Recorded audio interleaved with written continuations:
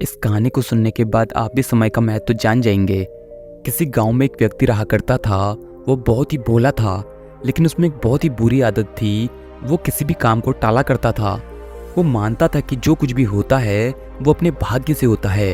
एक दिन हुआ यूं कि एक साधु उसके पास आ पहुंचा। उस व्यक्ति ने उस साधु की बहुत सेवा की, जिसकी वजह से वो साधु उस व्यक्ति पर बहुत खुश हो गया। उसकी सेवा से खुश होकर साधु ने उसे पारस पत्थर देते हुए कहा कि मैं तुम्हारी सेवा से बहुत प्रसन्न हूँ, इसलिए मैं तुम्हें इस पारस पत्थर को दे रहा हूँ। 7 दिन के बाद मैं वापस लौटूंगा और ये पत्थर ले जाऊंगा। इस बीच तुम इस पत्थर का इस्तेमाल करके चाहे जितना भी सोना बनाना चाहते हो बना सकते हो। वह साधु उस पत्थर को उस व्यक्ति के हाथ में देकर वहां से चले जाते हैं।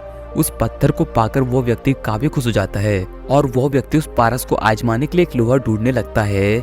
इससे वो व्यक्ति उस लोहे को सोने में बदल सके, लेकिन उसे लोहा कहीं नहीं मिल रहा होता है। तो वो अपने घर में लोहे की तलाश करता है। काफी देर तलाश करने के बाद तो उसे अपने घर में एक लोहे का छोटा सा टुकड़ा मिलता है, जिसे वो पारस पत्थर के इस्तेमाल से सोने में बदल देता है।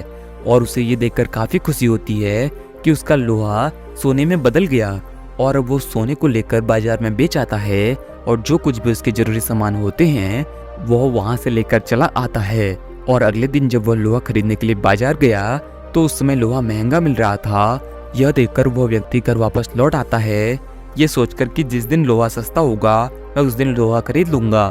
3 दिन बाद वो व्यक्ति फिर से बाजार गया तो उसे पता चलता है कि इस बार तो लोहा और महंगा हो गया है, इसलिए वो लोहा बिना खरीदे ही फिर से घर लौट आता है। 2 दिन के बाद फिर से वह व्यक्ति बाजार गया और उसे पता चला कि अब की बार तो लोहा उससे भी ज्यादा महंगा हो चुका है, इसलिए वो इस बार भी बिना लोहा खरीदे ही वापस लौट आता है। वो व्यक्ति सोचने लगता है कि एक दिन तो लोहा जरूर सस्ता होगा, मैं उस दिन सब खरीद लूंगा।